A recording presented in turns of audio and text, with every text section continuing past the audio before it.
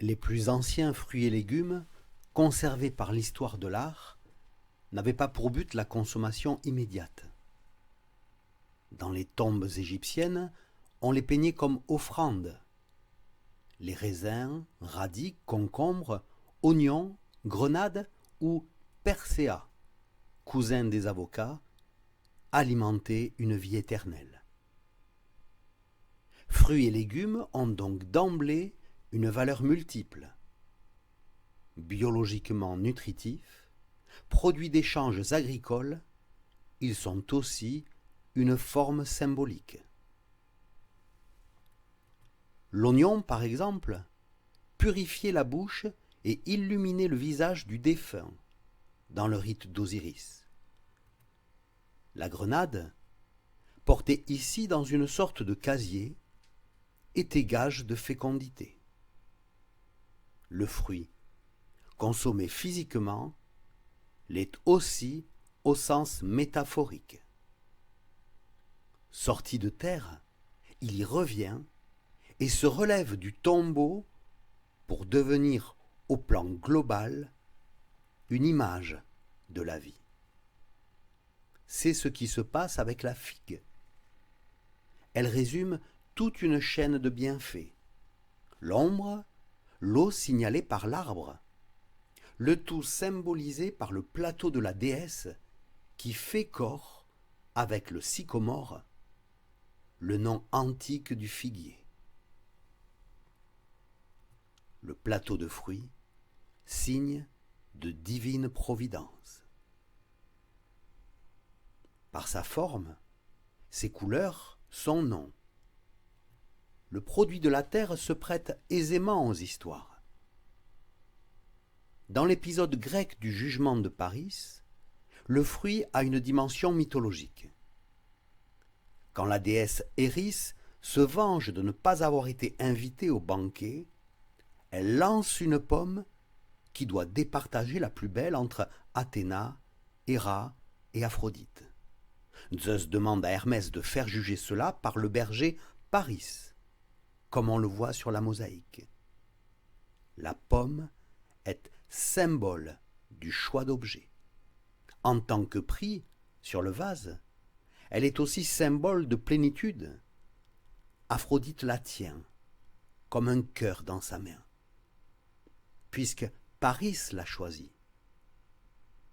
Et ce faisant, la pomme divise. Elle est à la fois un objet simple et un objet complexe, au carrefour de la nature et de l'humain et du divin.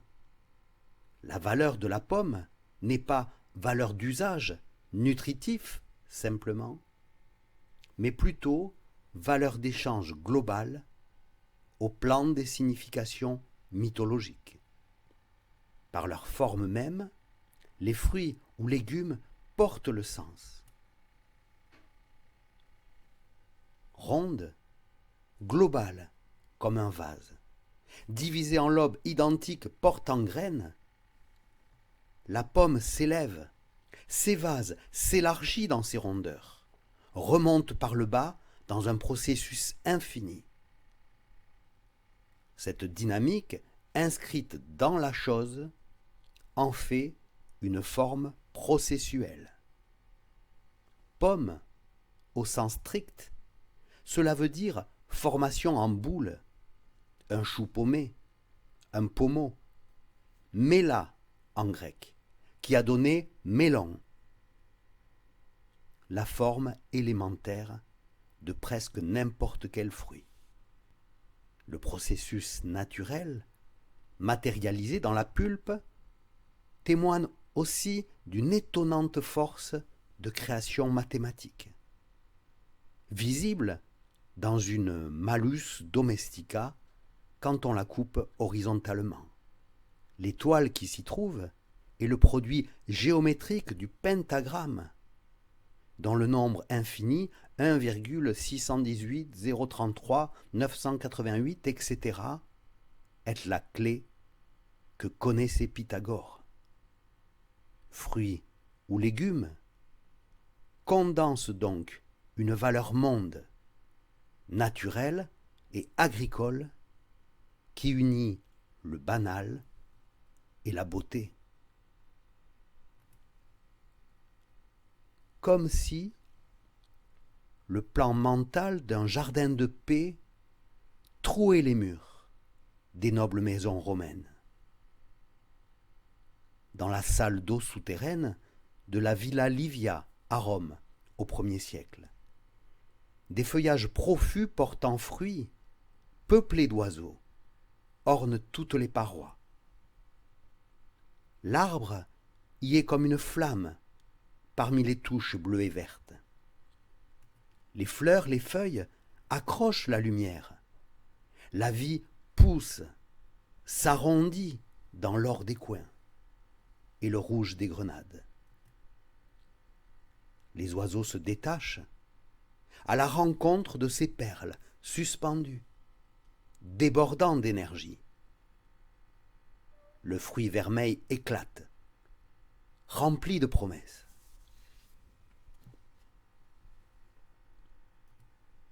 C'est cette providence divine que l'État romain voulait incarner. L'ara pacis est l'air de paix d'un hôtel construit par l'empereur Auguste, juste avant l'an 0. Les reliefs du premier plan décrivent la puissance naturelle de vie déployée en volute, qui s'organise dans les ornements à la grecque au-dessus et les scènes d'action.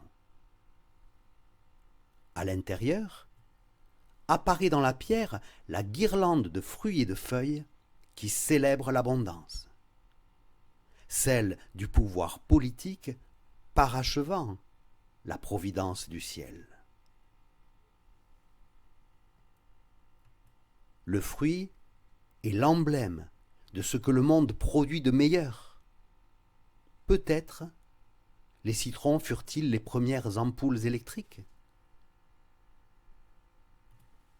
Avançons vers le garde-manger des villas.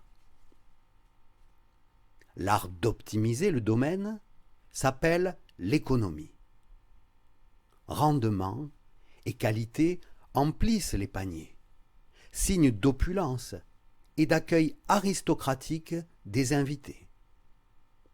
Ces oignons, ces figues, ces pommes, ces brugnons, originaires de Chine, importés au 1er siècle avant notre ère, sont pour vous. On les appelle des xénias, non pas des natures mortes, mais des produits de la villa à l'adresse de l'étranger. Ces peintures, imitant les corbeilles réelles, amènent la culture à l'intérieur de la maison. Le fruit est un condensateur de relations au monde.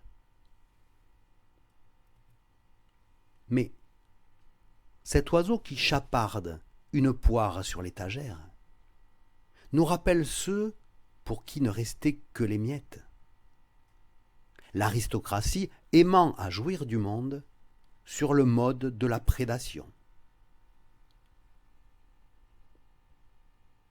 Deux motifs plastiques sont donc appelés à un bel avenir, le panier de l'abondance cultivée et le sujet en coprésence d'objets proie potentielle.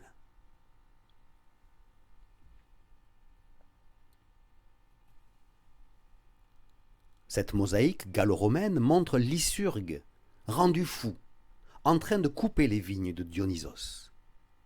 C'est l'image d'un combat contre la puissance proliférante de la vie, qui mène de l'ivresse à la folie.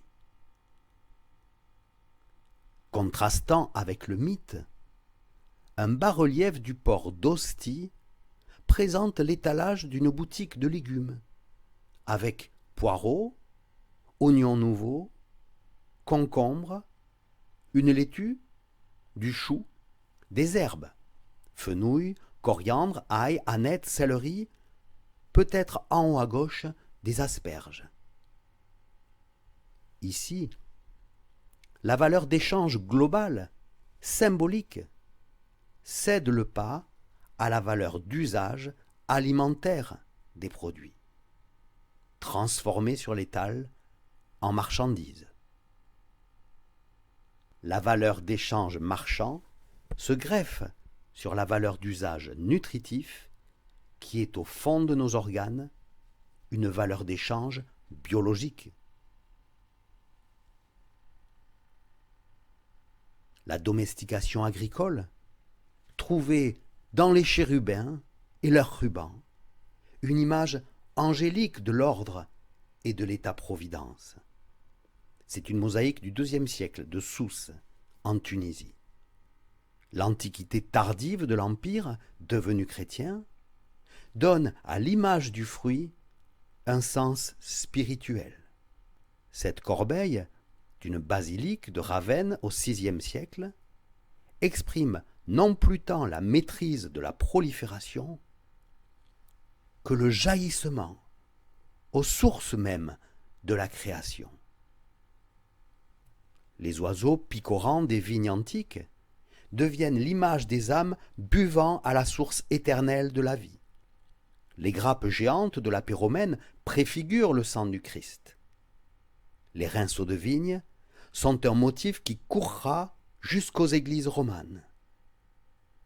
Même la mosquée de Damas, vers 715, présente le fruit comme la retombée physique d'une puissance de poussée qui s'élève au centre axe du monde et s'épanouit, abritant la ville.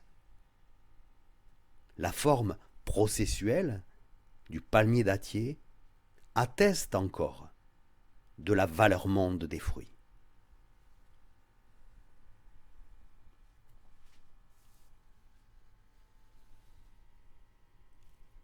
Inconnus du vieux monde, dans la forêt d'Amazonie, les cacaoyers poussent, les singes se régalent et répandent les fèves.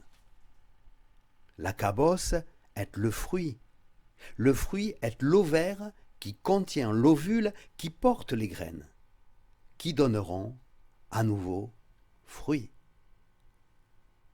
C'est simplement extraordinaire. Les vertus énergisantes, cicatrisantes, antioxydantes placent le cacao à un sommet dans la culture Mokaya, Mayo-Shinchipe ou Maya, près de la déesse Xochiquetzatl, déesse de la fertilité, et du dieu du cacao, Ekshua. C'est justement cet aspect médical, convivial, cérémonial, qui fait du cacao une valeur monde, sacrée, transportée par les marchands dans la forêt. À la conquête espagnole, il était devenu moyen d'échange monétaire, les fèves pouvant être stockées, plantées ou consommées. Les fruits et légumes expriment le plan donné, direct de la nature, et représentent aussi la globalité des échanges qui font le tissu de la vie. Leur saveur monde nous ravit entre un savoir qui plane au-dessus de nos têtes et le métabolisme de nos corps.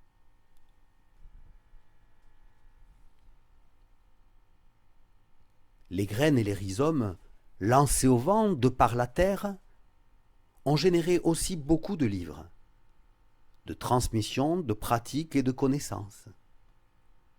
Nombre d'auteurs antiques s'étaient consacrés à l'agriculture. Théophraste en -300, Pline l'Ancien avec ses histoires naturelles, Columelle au 1er siècle à Cadix et Palladius au 5e siècle, tous repris à la Renaissance. Le recueil le plus ancien, c'est le De Materia Medica du botaniste grec du 1er siècle, Dioscorides, un exemplaire manuscrit des années 515 est conservé à Vienne. Il était dédicacé à Anicia Juliana, épouse de l'empereur Olybrius, et il représente 7 médecins de l'Antiquité. La science des plantes concerne la santé par l'alimentation et la confection de remèdes, d'antipoisons. Vous voyez le serpent. Les livres en grec ont été conservés, annotés par les doctes arabes. Bulbes, racines, tubercules ont été lentement hybridés. La racine orange de l'ombellifère résulte des carottes jaunes ou violettes natives d'Afghanistan, importées par les musulmans à la rencontre de la carotte blanche occidentale plus proche du panais. Une plante de la famille des Solanacées condense les mystères qui unissent les règnes végétal et humain. Une page fait voir Dioscoride et son enlumineur en train de dessiner un pied de mandragore. Sur cette autre feuille, le végétal marche debout, comme un homme. L'efflorescence de l'esprit a commencé par le légume. L'analogie est un premier temps que la science cherche à démêler par-delà méprises et légendes. À quel règne appartient le corail, par exemple? Minéral? Végétal? Il est un animal, comme en a jugé le savant Al-Biruni vers l'an 1000. Une version iranienne du Dioscoride en 1200 présente de belles illustrations qui lui ressemblent par la stylisation. Vers 650, le Dioscoride de Naples montre un couple de mandragores, des ombellifères, de l'oignon, de l'ail et des chardons, dont on mangeait la partie tendre en prenant soin de ne pas s'y piquer. Vers 800 ou 900, le Dioscoride de Paris, écrit en grec, renferme des dessins au caractère stylisé oriental. Ici, un exemplaire arabo-andalou vers 1200. En 1199, le manuscrit du Kitab al-Diyak était un livre d'antidotes commentant un traité antique attribué à Galien, copié par un scribe chiite à l'intention de son neveu. Des pages superbes allient le texte à l'image. Végétaux, ustensiles. 2 hommes récupèrent de la glaise pour confectionner une potion. Un contrepoison antique, la thériaque. Nécessité distillation. 1 an et demi de fermentation de poire, myrrhe, rose, iris, fruits de fenouil, d'anis, de carottes et de navets, d'opium de Smyrne, sans oublier, et j'en passe, glandes de castor et chair de vipère séchée. L'agriculture arabe apportait les citrons venus d'Inde, l'épinard, les bananes, encore très petites, comme on le voit en haut, dans ce livre des merveilles de la création, vers 1250. Et les oranges, bien sûr, originaires de Chine, qui furent précédées par les bigarades, petites oranges amères entre le pamplemousse et le citron. Quand on ne connaissait ici que le cédrat. Pastèques, artichauts, coco, mangue arriveront bientôt.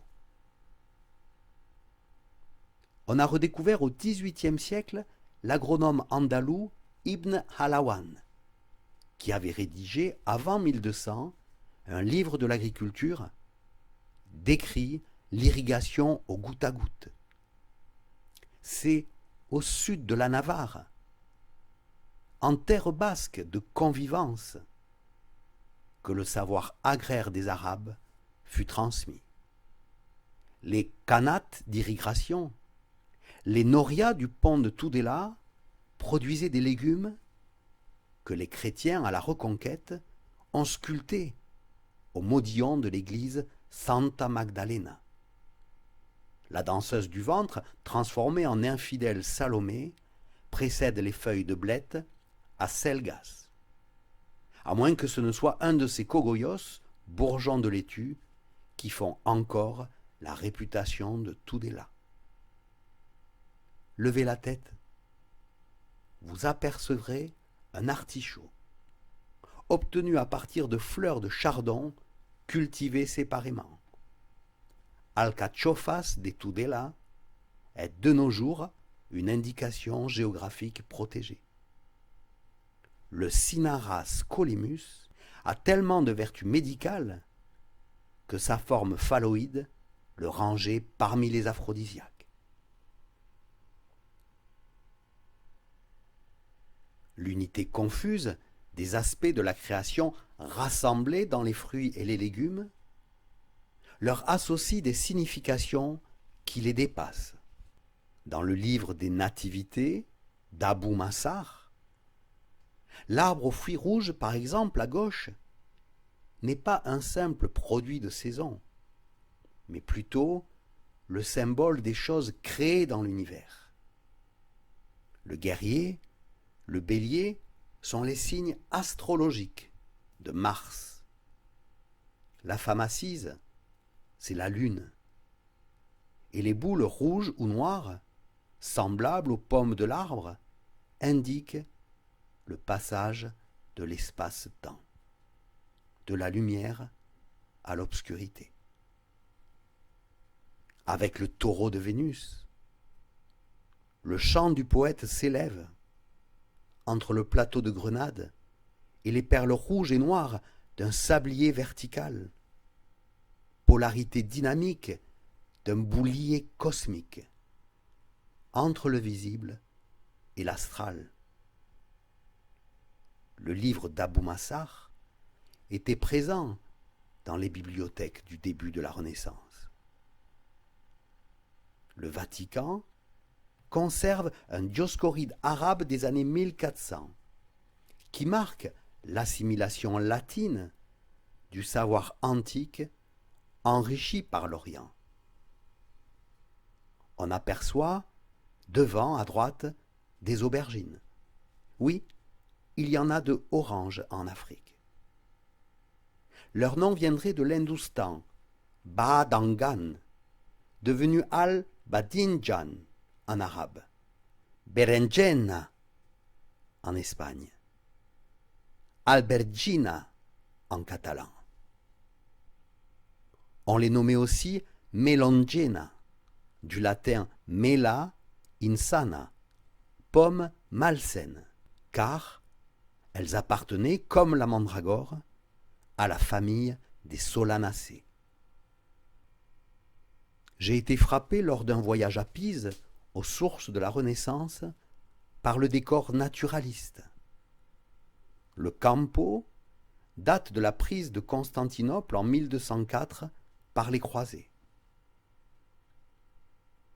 Les colonnes de la porte du baptistère sont des rinceaux florissants, ressuscitant l'antique, célébrant les jours et les travaux, aussi beaux qu'en Orient. Un relief rappelle le palmier de vie de Damas, la terre fluide, ensemencée, le tronc dressé écorce par écorce, comme une tour, et les dattes qui abondent. Le baptistère est un fruit architectural qui enfle sur la terre culturelle, connecté au Saint-Sépulcre de Jérusalem. Le visiteur lève la tête, et ce sont bien les formes supérieures de l'Antiquité lointaine qu'il retrouve, hissées au ciel chrétien, portées au zénith par les fleurs et les fruits de la terre qui se redressent vers leur Créateur.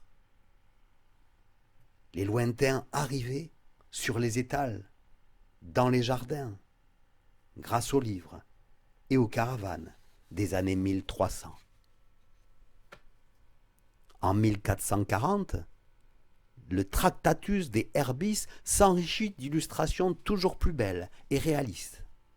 Écorce de cannelle, noix de muscade ou de coco, oignons domestiques. Les poires, cultivées depuis longtemps en Europe, étaient différentes de celles d'Asie. En moins 300, Théophraste donnait les techniques de greffe. Les aubergines, ici noires, domestiquées depuis des millénaires en Inde et Indochine, présentes en Perse vers l'an 1000, étaient mentionnées en Andalousie par Alawan vers 1200. Elles accompagnent un plant de fèves, fagioli. La précision naturaliste du dessin, pour empêcher tout équivoque, était propre à la Lombardie, au carrefour de l'Italie et des pays du continent. Faut-il voir une analogie entre l'oignon et les cerises? Sa fleur encore enclose résonne avec les billes rouges qui tombent dans le tablier de la femme. Les cerises, attestées en Turquie du Nord il y a 2400 ans, ont été amenées de Kérésus du Pont au 1er siècle, mais sans qu'on sache si c'est le fruit qui a donné son nom au lieu ou l'inverse. L'oignon est né au Balouchistan, symbole du monde avec ses couches multiples, dressé au-dessus du cerisier vers la perfection des hauteurs. Il était réputé protéger des maladies. Un chroniqueur arabe a été stupéfait au Xe siècle de voir la quantité d'oignons crus que pouvaient manger les Siciliens. Vers 1050, Ibn Boutlan, médecin irakien, avait rédigé le Taqwim al-Silla, un tableau de santé reliant la théorie des humeurs d'Hippocrate aux éléments, au comportement, aux saisons. Traduit en Sicile vers 1250, illustré dans les cours d'Europe ici à Naples en 1474. Il est intégré au patrimoine latin, mis à la mode européenne et devient le Tacuinum Sanitatis, manuel de santé et de savoir-faire agricole, enluminé à la mode de Milan, au Trecento à gauche, ou à droite, en Rhénanie, vers 1450. Voici quelques vignettes extraites des pages manuscrites. L'ail, mis en botte, l'oignon nouveau, le poireau, abondant. Le travail au jardin est un vecteur de relations humaines d'agrément. Une femme sort du jardin, un panier d'épinards sur la tête. Ils sont originaires d'Iran. Pourquoi tient-elle un fuseau à la main comme une lance? Peut-être parce que la feuille ressemble à un dard, d'où le mythe que l'épinard est plein de fer. Le jardin et le filage étaient les attributs, à défaut d'armes, de la femme de maison. Plaisir graphique des feuilles de courge et des formes des cucurbitacées. Les courges étaient un mets de choix. Maestro Martino, auteur d'un livre sur l'art culinaire en 1460, les préparait en potage ou pour accompagner des truites.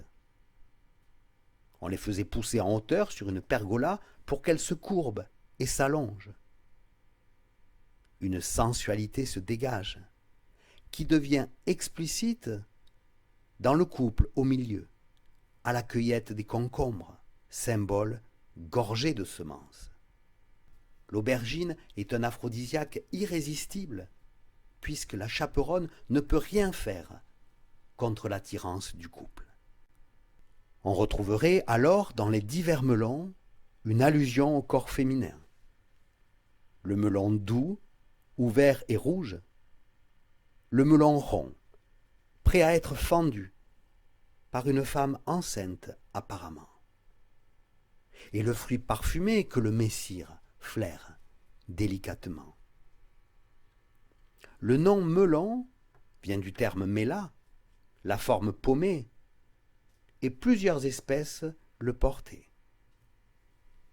La pomme acide, Mela acetosa, s'agirait-il de grosses prunes? La pomme de Perse ou d'Arménie, c'est la pêche.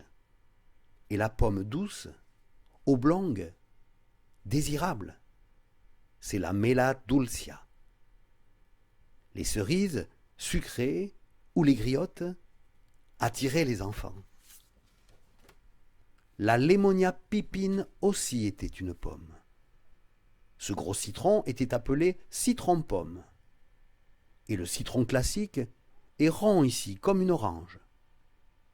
La connaissance, par les livres ou les jardins, tournait parfois au schématisme.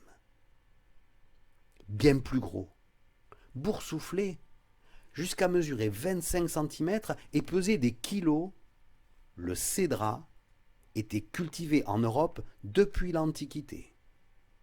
Odorant, tonifiant, apaisant les rhumatismes, on le cuisine encore en Corse. La récolte des câpres offrait un condiment plein d'antioxydants, comme celle des gousses et des graines de caroube, remède gastrique. La chèvre évoque sa culture en Grèce, au Maroc.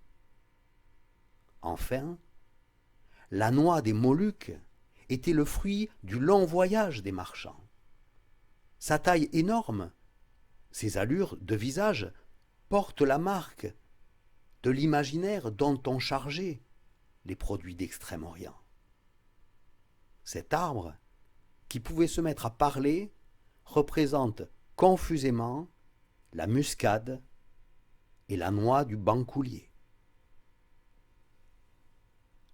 À la fin du XVe siècle, grâce à l'imprimerie, les illustrations botaniques se répandent.